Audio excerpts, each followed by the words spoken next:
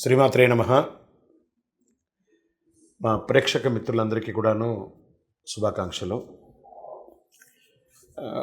ఎప్పుడూ కూడాను ఈ మాస ఫలితాలు, తర్వాత సంవత్సర ఫలితాలు, ప్రత్యేక ఫలితాలు మాత్రమే కాకుండా కొన్ని నిత్య జీవితంలో మనం పాటించవలసింది, కాస్త తెలుసుకోవాల్సింది, నా పరిగణలో తెలిసింది, మా గురువులు మాకు నేర్పించింది, సద్గురువుల దగ్గర నుంచి సేకరించినటువంటి కొన్ని సమాచారాన్ని మీతో పంచుకోవాలని ఈ వీడియోస్ ద్వారా మేము స్టార్ట్ చేస్తున్నాం.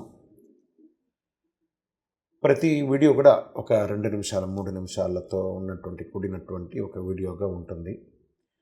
ఇది నిజంగా మీ నిత్య జీవితంలో ఇది చాలా అద్భుతాన్ని కల్పిస్తుంది. మీకు నేర్చుకోవడానికి, తెలుసుకోవచ్చు, చాలా విషయ జ్ఞానం కూడా పొందే అవకాశాలు చాలా ఉన్నాయి.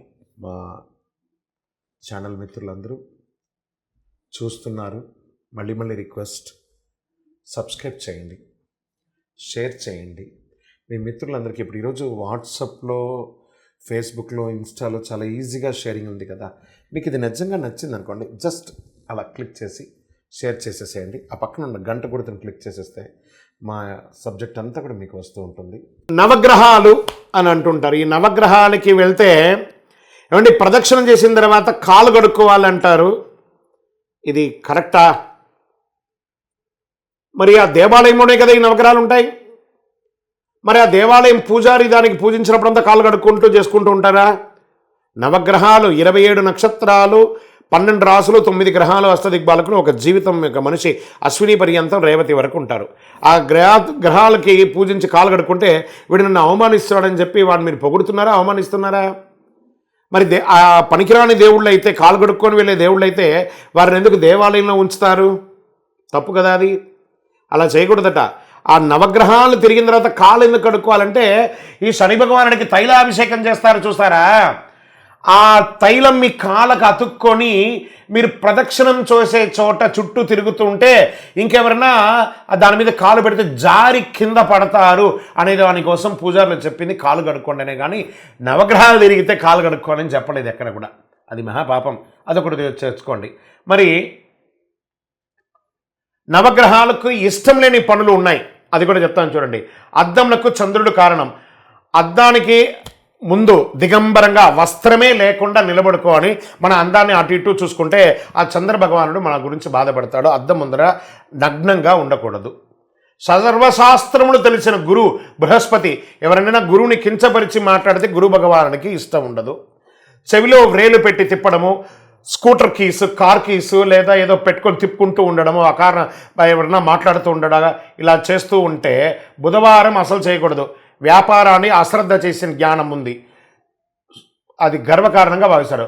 పెద్దల్ని కించపరిచినా, మరుగుదొడ్లు శుచిగా లేకపోయినా, తల్లిదండ్రుల్ని చులకనగా చూసినా, భార్య భర్తను, భర్త భార్యను చులకనగా చూసినా శని భగవానుడికి ఆగ్రహం వస్తుంది. సేవకా వృత్తి చేసే వారికి గౌరవించాలి. పితృదేవతలను పూజించడం లేదా దూషించడం పూజించాలి. దూషించడం వల్ల సూర్యదేవునికి ఎదురుగా మలమూత్రాదులు, గోడ మీద మూత్రం పట్టడం, పబ్లిక్ ప్లేస్లో ఈస్ట్ చూసి మలమూత్రం పట్టడం, దంతాదనం, పళ్ళు తోమి ఉమ్మడము చేస్తే రవి భగవానుడు సూర్యుడికి మీ జాతక వ్యతిరేక ఫలితాలను ఇస్తారు. భార్య భర్త భార్య అగౌరవపరచుకుని గృహంలో శుచి శుభ్రత లేకుండా గొడవలు పడుతూ ఉంటే, వాడిన వస్తువులే, మనం బట్టలు ఎక్కడైనా ఫంక్షన్కి ఎక్కడైనా వెళ్ళి ఉంటాం కదా, అబ్బో పట్టు బట్టలు, అయ్యో మంచి చాలా కాస్ట్లీ బట్టలు అని చెప్పి ఆ వాడిన దాన్నే మళ్ళీ కాసేపు ఎండబెట్టేసి మళ్ళీ మడత పెట్టేసి బంగారం డబ్బులు ఉన్న బీరువాలో పెడితే కూడా దరిద్రం. ఏమవుతుందండి బట్టలు? కానీ లక్ష్మీదేవి అనగా ఎవరెవరో ఎక్కడైనా ఫంక్షన్కి వెళ్ళినప్పుడు ఎవరెవరో నజర్ ఉంటుంది కదా, అలాంటి బట్టలు తీసుకుపోయి బీరువాలో పెట్టచ్చా? మీరే కావాలంటే చూడండి, ఒక్కొక్కసారి బీరువా తెరిస్తే ఒక రకమైన భయంకరమైన బ్యాడ్ స్మెల్ వస్తూ ఉంటుంది. అక్కడంతా ఉంటే అలా పెట్టడం వల్ల శుక్ర భగవానుడు వ్యతిరేక ఫలితాలను ఇస్తారు. దీనివల్ల లక్ష్మీ కటాక్షం పోతుంది.